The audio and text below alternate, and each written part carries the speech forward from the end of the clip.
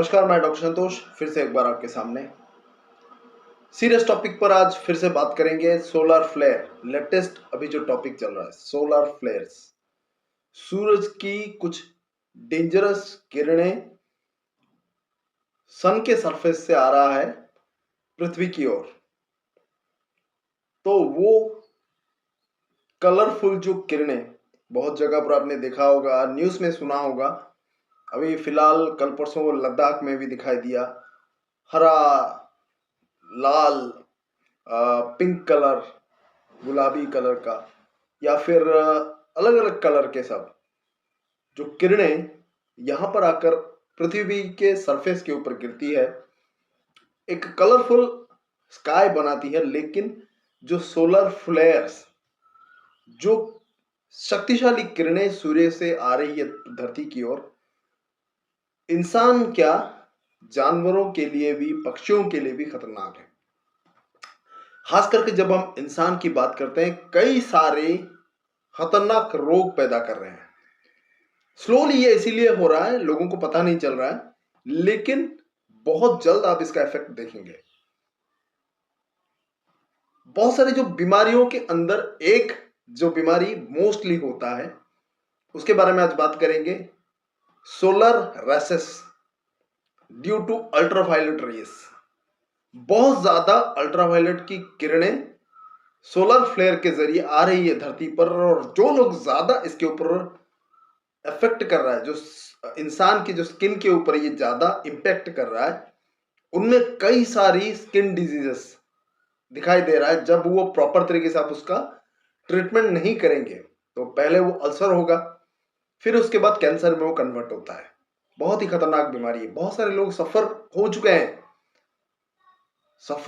चुके हैं, आप लोग समझ नहीं पा रहे हैं कितना खतरनाक है। और इसका कारण क्या है? सोलर फ्लेयर्स जो with ultraviolet rays, dangerous ultraviolet rays आ रही है धरती पर, उसका पॉजिटिव फैक्टर क्या है? जिम्मेदार कौन है? हम ही उसके जिम्मेदार हैं, भुगतना हम ही को पड़ेगा।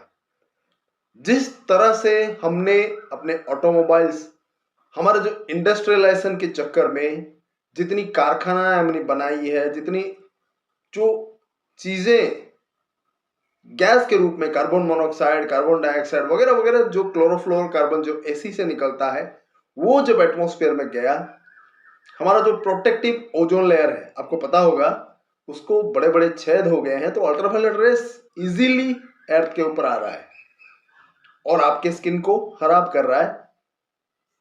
लिटरली बहुत सारे, अभी जो ऑनलाइन कंसल्टेशन हमारा चल रहा है, पिछले 4-5 महीनों की मैं बात कर रहा हूं, ये केसेस बढ़ते जा रहे हैं। स्किन के जो सोलर रैशेस आ रहा है, सोलर जो फ्लेयर्स के कारण, जो विकिरण के कारण, जो अल्ट्रावायलेट रेस के कारण जो स्किन की दिक्कत बढ़ रही है, वो केसेस बहुत ज्यादा आ रहे हैं। अभी 1-2 महीने से तो और भी बढ़ चुके हैं। एकदम लाल पड़ जाना, जलन होना, दर्द होना, जो लोग सूरज की धूप में ज्यादा काम करते हैं, एक्सपोजर ज्यादा होते हैं, उनमें ये चीजें बहुत दिखाई देती है।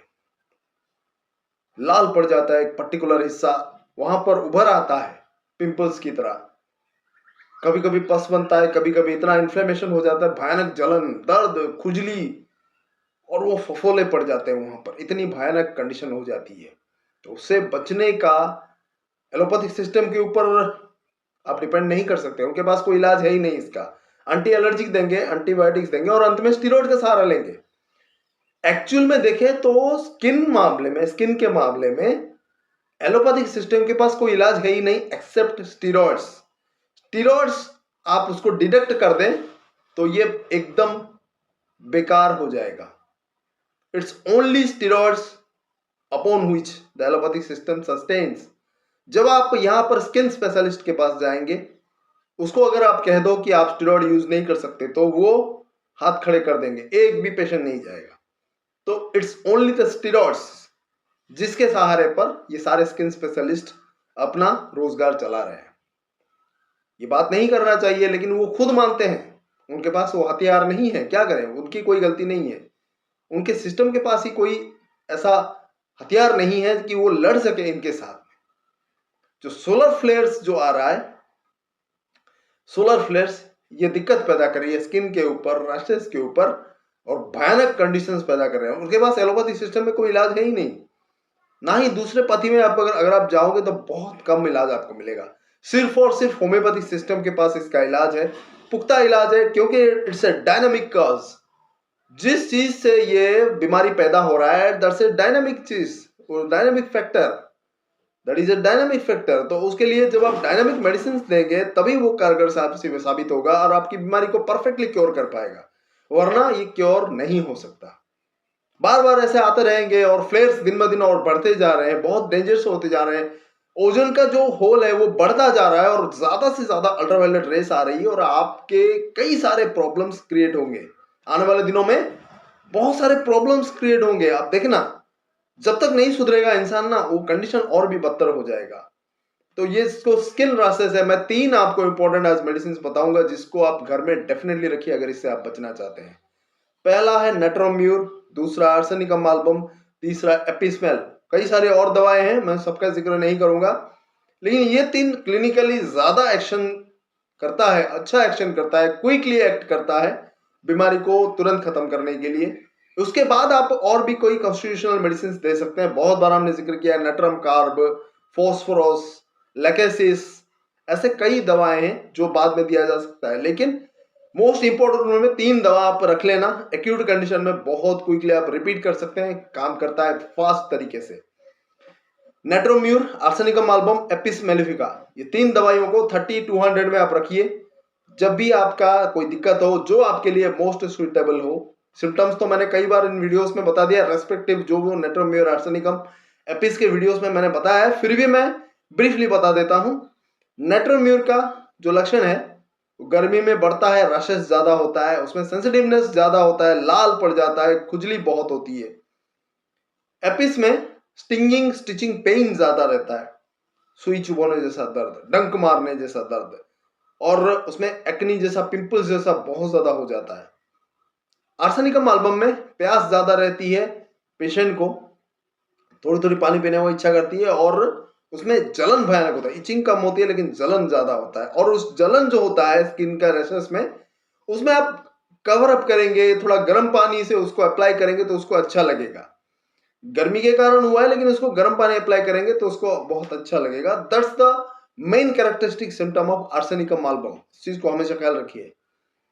अगर उसको ठंडक से आराम मिला तो आर्सेनिकम आयोड आएगा, उसका और एक भाई है, लेकिन मोस्टली इंपॉर्टेंट है arsenicum album. The primary medicine arsenicum album. Arsenicum आयोड के बारे में आप सोच सकते हैं जब उसको ठंडे में उसको आराम मिलता है, ठीक है, तो इस चीज को आप हमेशा ख्याल रखना। पल्सेटिला भी है जिसको ठंडक से आराम मिलता है। एपिस्मेल में भी ठंडक से उसको आराम मिलता है, लेकिन उसमें स्टिंगिंग स्टिचिंग पेन ज्यादा होती है, रेड पड़ जाता है वो हिस्सा, बहुत ही घाव जैसा दिखता है, लाल हो जाता है पूरा हिस्सा। जब सूरज की गर्मी से आते हैं तो वो जगह एक तरह का अट्टिकरिया जैसा पैच बन जाता है, ठीक है। तो ये जो 3 मेडिसिन डेफिनेटली अपने घर में रखना, जो सिम्टोमेटिकली ज्यादा मैच करे उसको पहले सबसे चूज करना। 30 पोटेंसी दिन में 3-3 घंटे में आप रिपीट कर सकते हैं एक्यूट कंडीशन में, हर 3-3 घंटे में। सुबह 7 बजे लिया, फिर 10 बजे लिया, फिर 2 बजे लिया, ऐसे 3-3 घंटे में आप रिपीट करिए 1 या 2 दिन। जैसे ही कंडीशन में थोड़ा सुधार आ जाए दिन में 3 से 4 बार कर देना, सुबह, दोपहर, शाम को, रात को 4 बार, ऐसे 3-4 दिन लेना। फिर उसके बाद 2 बार ऐसे करके आप 10-15 दिन में उसका डोज कम कर बंद कर देना।